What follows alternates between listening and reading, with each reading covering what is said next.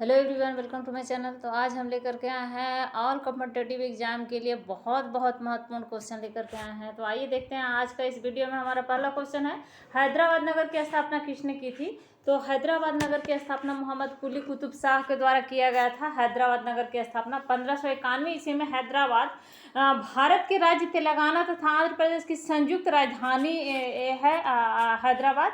तो 1991 में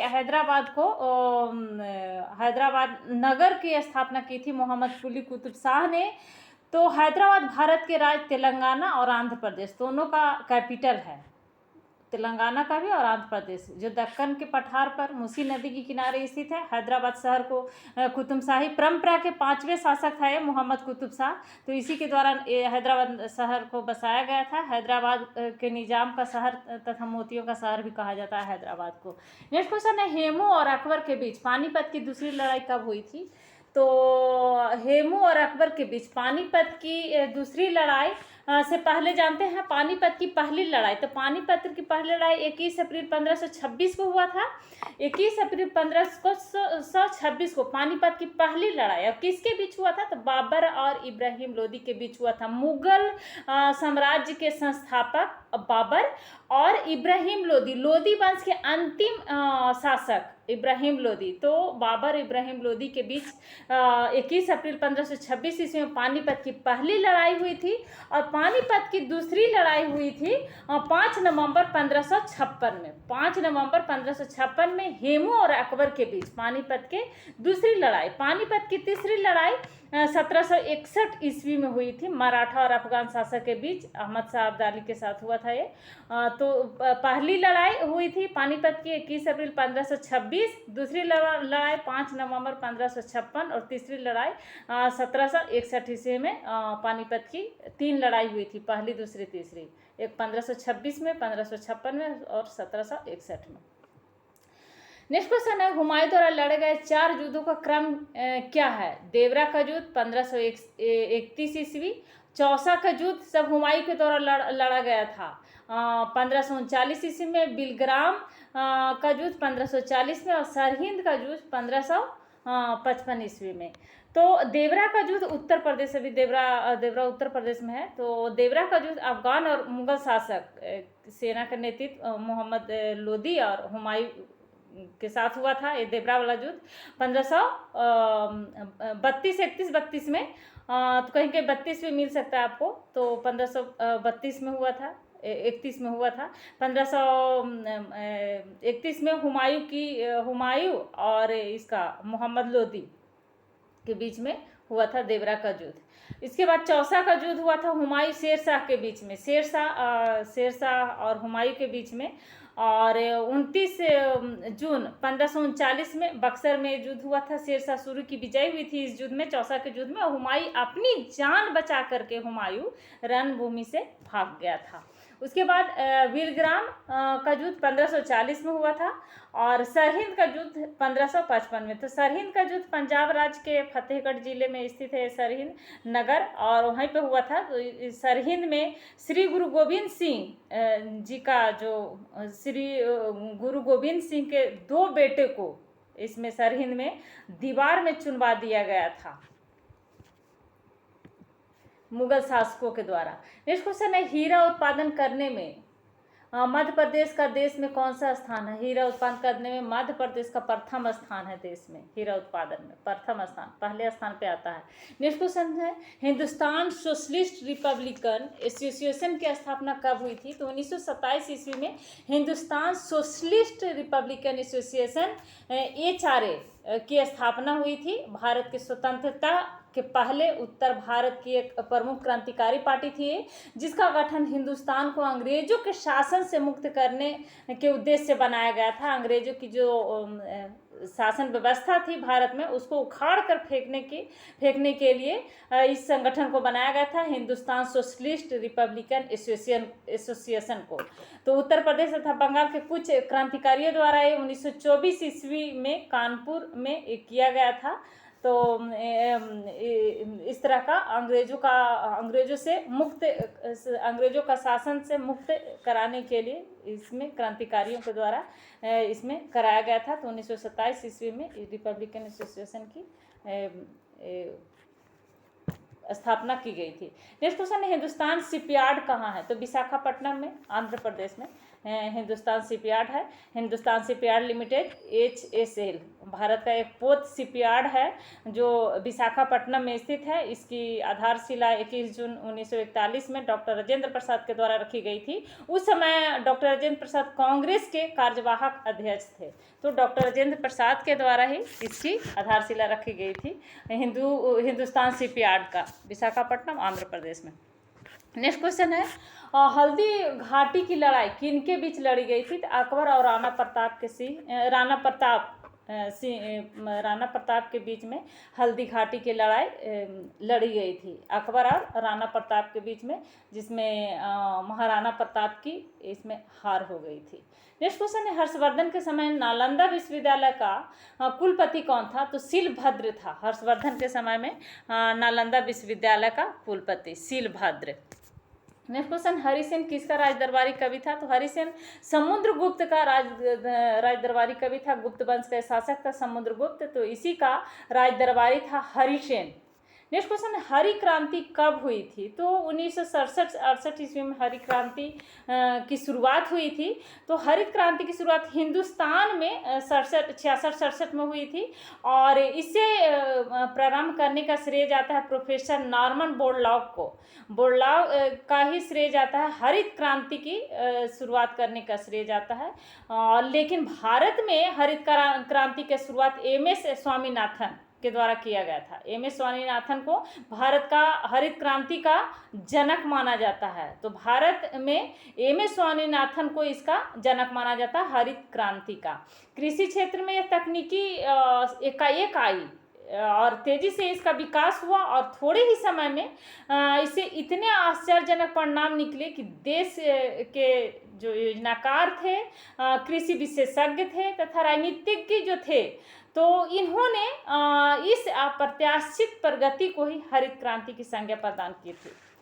next question है, हम न्यायिक पुनर्वलोकन की व्यवस्था रखते हैं। तो भारत और US दोनों में है न्यायिक पुनर्वलोकन की व्यवस्था, भारत में भी और USA में भी।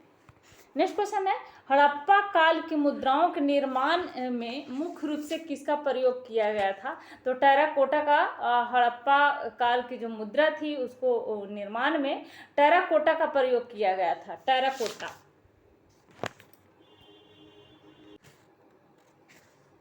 नेक्स्ट क्वेश्चन है, हड़प्पा कालीन सभ्यता के सर्वाधिक घनी आबादी वाले नगर निम्न में से कौन सा? 2 नगर, सर्वाधिक घनी आबादी वाले नगर निम्न में से 2 कौन से थे? तो मोहनजोदड़ो और हड़प्पा थे। सर्वाधिक घनी आबादी वाले 2 नगर मोहनजोदड़ो और हड़प्पा। तो हड़प्पा सभ्यता पूरे विश्व में, सिर्फ भारत में ही नहीं बल्कि पूरे विश्व में कांस्यकालीन सभ्यता में एक महान सभ्यता थी, और यह सभ्यता एक सुविकसित नगरीय सभ्यता थी, और मिस्र तथा मेसोपोटामिया की जो सभ्यता थी उसी के समकालीन थी। तो ये 2 बहुत बड़े बड़े नगर थे, हड़प्पा और मोहनजोदड़ो। हड़प्पा कालीन सभ्यता के सर्वाधिक घनी आबादी वाले 2 मुख्य नगर थे, मोहनजोदड़ो और हड़प्पा सभ्यता। तो सिंधु घाटी नदी के तट पर बसे सिंध प्रांत के लरकाना जिले में स्थित मोहनजोदड़ो को हड़प्पा सभ्यता की सबसे बड़ी बस्ती माना जाता है, और इस नगर की खुदाई में मिट्टी की 7 परतें मिली है, जिसमें अनुमान लगाया जाता है कि यह नगर 7 बार उजड़ा और बसा होगा। तो ऐसा लगता है कि लोग यहाँ लंबे समय तक रहें और एक ही जगह पर मकान का निर्माण और पुनर्निर्माण करते रहे। तो हड़प्पा सभ्यता की नगर योजना, गृह निर्माण, मुद्रा, मोहरों आदि के विषय में अधिकांश जानकारी मोहनजोदड़ो से प्राप्त अवशेषों से ही मिलती है। तो इतिहासकारों के मतानुसार यह एक बड़ा व्यापारिक केंद्र, अंतरराष्ट्रीय नगर और हड़प्पा सभ्यता के दक्षिणी प्रदेश की राजधानी था। नेक्स्ट क्वेश्चन है, हड़प्पा कालीन मुहरें अधिकांशतः किस पदार्थ से मिली थी? तो हड़प्पा कालीन जो मुहरें थी अधिकांशतः सेल खड़ी से बनी मुहरें मिली है। सेल खड़ी से बनी मुहर, हड़प्पा कालीन का जो मुहर है सेल खड़ी से, अधिकांश मुहर सेल खड़ी से बने हुआ मिला है। नेक्स्ट क्वेश्चन है, हड़प्पा सभ्यता के देवी देवताओं में किसे प्रवर्ती हिंदू धर्म के अंगीकार नहीं किया गया है? तो एक श्रृंगी जीव को प्रवर्ती हिंदू धर्म के अंगीकार नहीं किया गया है हड़प्पा सभ्यता के देवी देवताओं में। नेक्स्ट क्वेश्चन, हड़प्पा सभ्यता किस युग की सभ्यता थी? तो अभी भी हमने बताया कि हड़प्पा सभ्यता कांस्य युगीन सभ्यता थी। हड़प्पा सभ्यता एक कांस्य युगीन एक महान सभ्यता थी, तो कांस्य युगीन इसका राइट आंसर हो जाएगा, कांस्य युग। नेक्स्ट क्वेश्चन है, हड़प्पा संस्कृति के निम्नलिखित स्थलों में से कौन कच्छ प्रदेश में स्थित है? तो रंगपुर और रोजदी। रंगपुर और रोजदी हड़प्पा सभ्यता के स्थल है और कच्छ के प्रदेश में स्थित है, कच्छ गुजरात में, तो वहाँ ही स्थित है कच्छ प्रदेश में, रंगपुर और रोजदी। नेक्स्ट क्वेश्चन, हड़प्पा के लोगों की सामाजिक पद्धति किस प्रकार की थी? तो उचित समाज समतावादी थी सामाजिक पद्धति हड़प्पा कालीन लोगों की। तो हड़प्पा कालीन लोगों की जो सामाजिक स्थिति थी, हड़प्पा कालीन लोगों का सामाजिक स्थिति किस प्रकार की थी? तो इसका हड़प्पा सभ्यता के विभिन्न स्थलों से जो प्राप्त हुआ है पुरातात्विक साक्ष्य, पुरातात्विक उपलब्धि के आधार पर ही इस काल के समाज को कल्पना की जा सकती है तथा समाज के खान पान और वेशभूषा आदि का पता लगाया जा सकता है इसी से। तो इस काल के सामाजिक जीवन की प्रमुख विशेषताएं थी भोजन, उस प्रकार के जो सामाजिक व्यवस्था थी, भोजन, लोग उस समय जो अनाज का दाना मिला है, जले हुए अनाज के दाना से, तो इससे पता चलता है कि वो हड़प्पा कालीन लोग भोजन पका कर खाते थे। और वस्त्र आभूषण, भोजन का खाना जो था, वो भोजन जो बीज जो मिला है, अनाज मिला है, वहाँ से साक्ष्य मिला है, तो उसके आधार पर पका हुआ दाना मिला है, तो उससे अनुमान लगाया जाता है कि वहाँ के लोग भोजन को पका कर खाते थे। उनके भोजन में गेहूँ, जौ, चावल, बाजरा, दाल, फल, साग सब्जियाँ और दूध, घी भी सम्मिलित होते थे। और सिंध और पंजाब के हड़प्पा निवासी गेहूँ और जौ खाते थे, जबकि राजस्थान में रहने वालों को केवल जौ से ही संतुष्ट होना पड़ता था। इस प्रकार का पुरातत्वविदों के द्वारा अनुमान लगाया गया है। गुजरात के रंगपुर, सुतकोटदा आदि स्थानों के हड़प्पा निवासी चावल और बाजरा खाना पसंद करते थे और वे तेल और चर्बी, तिल, सरसों और संभवतः घी से प्राप्त करते होंगे, इस प्रकार का अनुमान लगाया गया है। भोजन को मीठा बनाने के लिए वो संभवतः शहद का प्रयोग करते थे, क्योंकि यह निश्चय पूर्वक नहीं कहा जा सकता है कि उन्हें गन्ना उगाना आता था या नहीं। हड़प्पा स्थलों से मिलने वाले उनाद तथा खजूर के बीच से पता लगता है कि ये दोनों उनके भोजन का महत्वपूर्ण अंग थे। हड़प्पा बस्तियों के अवशेषों में, हड़प्पा का बस्ती से जो अवशेष मिले हैं उसमें छोटे बड़े सिलबट्टा भी मिला है, तो सिलबट्टे से पता लगता है कि भोजन को स्वादिष्ट बनाने के लिए अनेक प्रकार के मसालों का भी प्रयोग करते होंगे। तो इस प्रकार के अनुमान लगाया गया है पुरातत्वविदों के द्वारा। तो हड़प्पा, इसके अलावा वस्त्र आभूषण जो था, हड़प्पावासी आभूषण एवं फैशनों का अनुमान उस काल के शिल्पकला और पक्की मिट्टी से बनी जो मूर्तियां मिली है उससे अनुमान लगाया जाता है। वे सूती तथा ऊनी वस्त्रों का प्रयोग करते थे, क्योंकि कपास का जो उत्पादन होता था, कपास का भी साक्ष्य मिला है वहां से, तो इसलिए इस पर अनुमान लगाया जाता है कि सूती वस्त्र और ऊनी वस्त्रों का प्रयोग करते थे। उनकी वेशभूषा में मुख्य रूप से आधुनिक साड़ियाँ जैसे कि बिना सिले वस्त्र होते थे, तो जिसको शरीर पर लपेट करके पहन लिया जाता था। और उस समय की स्त्रियां रंगीन और बेलबुट्टेदार वस्त्र पहनती थी तथा घाघरे, कुर्ती और दुपट्टे का भी प्रयोग करती थी। तो इस साक्ष्य के कुछ जो साक्ष्य पुरातत्वविदों के द्वारा जो साक्ष्य मिला है, तो उनके द्वारा इस तरह का अनुमान लगाया जाता है। इसके अलावा मनोरंजन का भी साधन था, मनोरंजन भी करते थे उस समय के लोग, हड़प्पा कालीन लोगों को। तो इस सामाजिक स्थिति बेहतर थी, ऐसा अनुमान लगाया जाता है। और जो उस समय का जो घर बना हुआ था हड़प्पा सभ्यता के लोग, सुव्यवस्थित और नगरीय व्यवस्था थी, और स्नानागार, इसके अलावा अन्नागार का जो प्रमाण मिला है मोहनजोदड़ो से, सबसे बड़ा स्नानागार मोहनजोदड़ो से मिला है और सबसे बड़ा अन्नागार मोहनजोदड़ो से ही मिला है, तो इससे प्रमाण मिलता है कि उनकी सामाजिक स्थिति बहुत अच्छी थी। नेक्स्ट क्वेश्चन है, हड़प्पा कालीन लोगों द्वारा स्वच्छता संबंधी कौन सा उपाय नहीं किया गया था? तो सार्वजनिक शौचालय का वर्णन नहीं मिला है वहां से। नेक्स्ट क्वेश्चन है, स्वर्ण मंदिर का निर्माण किसके द्वारा करवाया गया था? तो स्वर्ण मंदिर गुरु अर्जुन देव के द्वारा स्वर्ण मंदिर का निर्माण करवाया गया था। स्वर्ण मंदिर सिख धर्मावलंबियों का सबसे पावन धार्मिक स्थल या फिर सबसे प्रमुख गुरुद्वारा भी इसको कह सकते हैं, जिसे दरबार साहिब या स्वर्ण मंदिर कहा जाता है। तो यह भारत के राज्य पंजाब के अमृतसर शहर में स्थित है और यहाँ का सबसे बड़ा आकर्षण है ये स्वर्ण मंदिर। तो गुरु अर्जुन देव के द्वारा इसका निर्माण करवाया गया था। नेक्स्ट क्वेश्चन है, स्वतंत्रता से पूर्व भारत में सबसे अधिक संख्या में हड़प्पा युगीन स्थलों की खोज किस प्रांत में हुई थी? तो गुजरात में हुई थी। स्वतंत्रता से पूर्व भारत में हड़प्पा युगीन सभ्यता की खोज गुजरात। नेक्स्ट क्वेश्चन है, स्वतंत्रता आंदोलन के दौरान साबरमती आश्रम किस शहर के निकट था? तो अहमदाबाद शहर के निकट था। नेक्स्ट क्वेश्चन है, स्वतंत्र भारत में प्रथम भारतीय गवर्नर जनरल कौन थे? तो स्वतंत्र भारत के प्रथम भारतीय गवर्नर जनरल थे सी राजगोपालाचारी। नेक्स्ट क्वेश्चन है, यहाँ एक क्वेश्चन हमेशा बनता है। नेक्स्ट क्वेश्चन है, स्वतंत्र भारत का प्रथम भारतीय गवर्नर जनरल, क्वेश्चन रिपीट हो रहा है तो सी राजगोपालाचारी होगा। नेक्स्ट क्वेश्चन है, स्टेट ऑफ फॉरेस्ट वनों की दशा रिपोर्ट 2014 के अनुसार किस राज्य में वनों का प्रतिशत सबसे अधिक है? तो 2014 के रिपोर्ट के अनुसार मिजोरम का सबसे अधिक है वनों के प्रतिशत। नेक्स्ट क्वेश्चन है, सांची स्तूप का निर्माण किस शासक के द्वारा करवाया गया था? तो अशोक के द्वारा। मौर्य वंश का तीसरे नंबर का शासक था, बहुत ही प्रभावशाली और प्रतापी राजा था अशोक, और सांची का स्तूप का निर्माण इसी के द्वारा करवाया गया था। बिंदुसार का पुत्र था चंद्रगुप्त मौर्य, जो मौर्य वंश का संस्थापक था, तो चंद्रगुप्त मौर्य का पौत्र था। नेक्स्ट क्वेश्चन, संदर्भ स्थलों के उत्खननों से प्राप्त मोहरों पर किस पशु का सर्वाधिक उत्कीर्ण हुआ है? तो बैल का सबसे ज़्यादा उत्कीर्ण पाया गया है। सिंधु सभ्यता के उत्खनन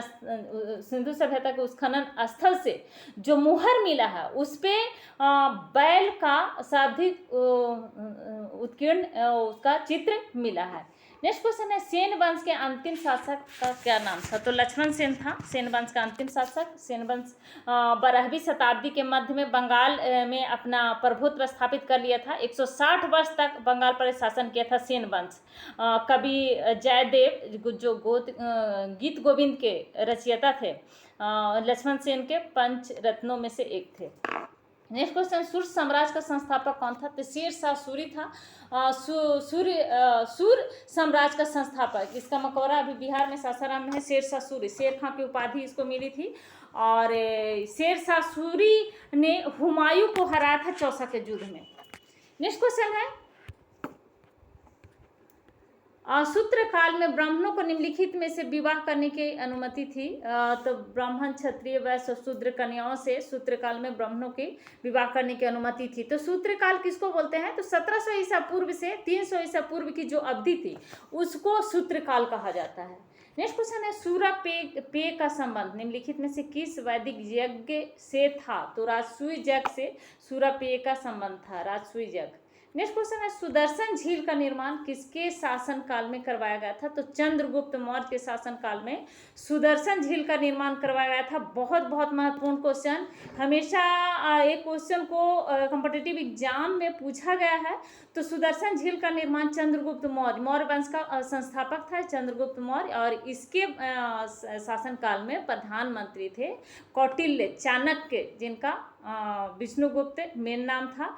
तो ये चंद्रगुप्त मौर्य के शासनकाल में सुदर्शन झील का निर्माण करवाया गया था। नेक्स्ट क्वेश्चन है, सियाचिन ग्लेशियर भारत के किस राज्य में है? तो जम्मू कश्मीर में सियाचिन ग्लेशियर है, जम्मू कश्मीर। राइट आंसर इसको हो जाएगा जम्मू कश्मीर।